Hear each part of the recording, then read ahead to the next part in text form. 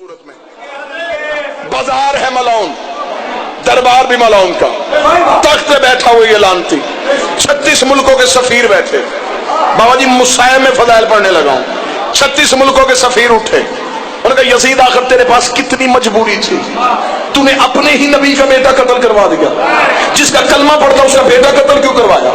اس ملعون نے تخت پہ کھڑے ہو کے 36 ملکوں کے سفیروں کے مطمئن کرنے کے لیے کہا حسین میرے اختیار کو نہیں مانتا تھا، یہ اختیار جس میں میں قائم ہوں یہ اختیار مجھے اللہ نے دیا ہے۔ حسین نے میرے اختیار کو نہیں مانا، میں نے حسین کو سمجھایا، حسین نہیں مانا، میں نے کربلا میں لا کے قتل کر دیا۔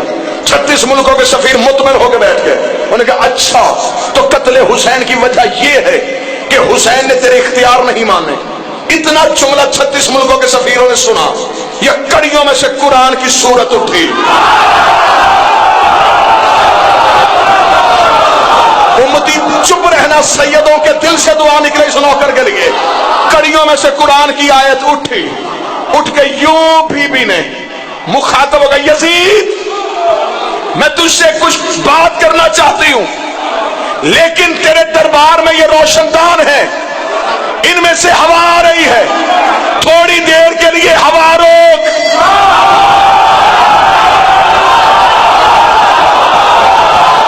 میں عالیہ سنا رہا ہوں تمہیں، تھوڑی دیر کے لیے یہ ہوا روک۔ اتنا جملہ کہنا تھا، یزید نے کہا علی کی بیٹی میں یہ ہوا نہیں روک سکتا۔ بی بی نے کہا کہا گیا تیرا اختیار؟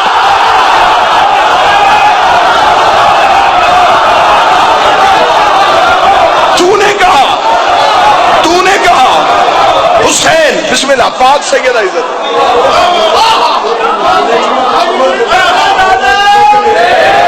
بے شک بسم اللہ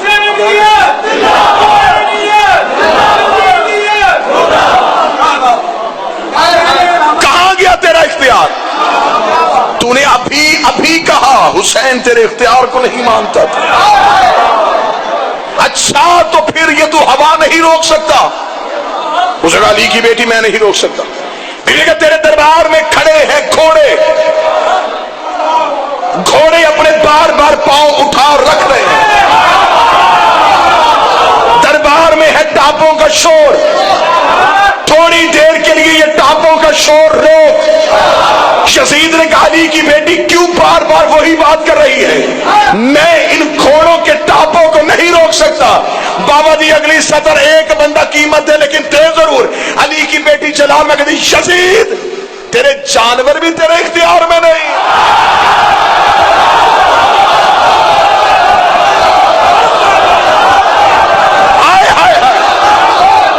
تیرے جانور بھی تیرے اختیار میں نہیں۔ چل پھر ایسے کر، گھوڑا تو پھر بھی سرکش ہوتا ہے، تیرے دربار میں کھڑے ہیں اونٹ، اونٹوں کے گلوں میں ہیں گھنٹیاں، یہ اپنی گردن کو حرکت دیتے ہیں، گھنٹیوں میں شور آتا ہے، ان گردنوں کو روک۔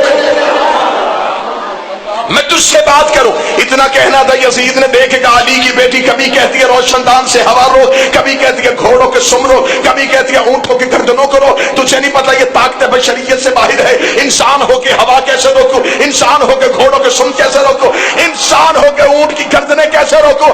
اگلی صدر پڑھوں گا، چہرے پڑھوں گا، کون کون بندہ فاتح شام سے خیرات مانگنے کے لیے آیا ہے۔ اتنی صدر کہنی تھی، بی 2 قدم آگے بڑھی، پھر میں تجھے اپنا اختیار دکھاؤ۔ دیکھا بی بی کا اوش کو چپ، خاموش ہو جاؤ۔ اتنا کہنا تھا یہ ہوا رک گئی۔ جس گھوڑے نے پاؤں اٹھایا تھا اس نے رکھا نہیں، جس اونٹ کی گردن ہلی تھی اس کی جنبش نہ آئی، جس فوجی کی آنکھ کھلی تھی اس کی بند نہ ہوئی، جس کا ہاتھ اٹھا تھا اس کا نیچے نہیں گیا۔ یزید کا پورا دربار پتھر کا ہوا۔ علی کی بیٹی نے انگلی کا اشارہ کیا، یزید کے ناپاک بدن کی روح واپس آئی، اس کے بدن پہ پسینہ آیا۔ اس نے کہا علی کی بیٹی کیا کر دیا تو نے دربار میں؟ پورا دربار پتھر کا ہو گیا، ہر انسان بت بن کے کھڑا ہو گیا۔ اتنا کہنا علی کی بیٹی 2 قدم آگے بڑھی، بڑھ کے دی اب بتا کہتی تو ہے یا ہم ہے؟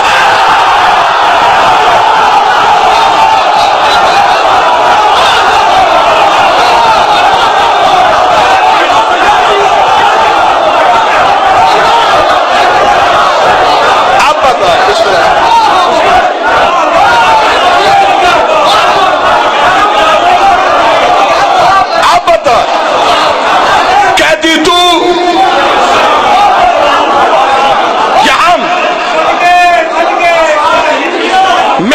اذن کے بغیر تو سانس نہیں لے سکتا، تیرے دربار میں حرکت نہیں ہو سکتی۔ بی بی کہتی تو کیا سمجھتا ہے تیرے دربار کا نظام تو چلاتا ہے؟ یہ کائنات ہم چلاتے ہیں۔ اتنا کہنا تھا، یزید نے کہا یہ تو مجھے خبر ہے علی کے بیٹوں اور علی کی بیٹیوں کے پاس یہ اعجاز تو ہے۔ اتنا کہنا تھا، یہ تھوڑی دیر میں دربار کا مؤذن اٹھا، اس نے دربار کے کونے سے صدا دی تاکہ علی کی بیٹی کا خطبہ رک جائے، علی کی بیٹی کی باتیں یہ 36 ملکوں کے سفیر نہ سن سکے۔ انہوں نے اونچی آواز میں اذان دینی شروع کی۔ جب انہوں نے اونچی آواز میں اذان دینی شروع کی، انہوں نے کہا علی کی بیٹی ہوا روک سکتی ہے، علی کی بیٹی اونٹوں کے گردنوں کی گھنٹیاں روک سکتی ہے، لیکن بیٹی جو علی کی ہے یہ اذان نہیں روکے گی، یہ اذان نہیں روکے گی، یہ اذان نہیں روکے گی۔ ادھر مؤذن اشہد ان محمد رسول اللہ پہ آیا، بی بی نے ہاتھ کا اشارہ کیا، مؤذن کے لب بند ہوئے۔ بی بی نے کہا یزید تو نے اس لیے اذان دی تھی تو میرے خطبے کو روکے؟ دربار تیرا ہے، مشیر تیرے ہیں، مفتی تیرے ہیں، تخت تیرا ہے، سپاہی تیرے ہیں، لشکر تیرا ہے۔ اگر تجھ میں اتنی طاقت ہے مؤذن سے کہہ کہ اذان سے میرے نانے کا نام نکال کے تیرے نانے کا نام لے۔ یزید نے کہا نہیں لے سکتا۔ بی بی نے کہا پھر ماننا ہم درود والے ہیں، تم لعنت والے۔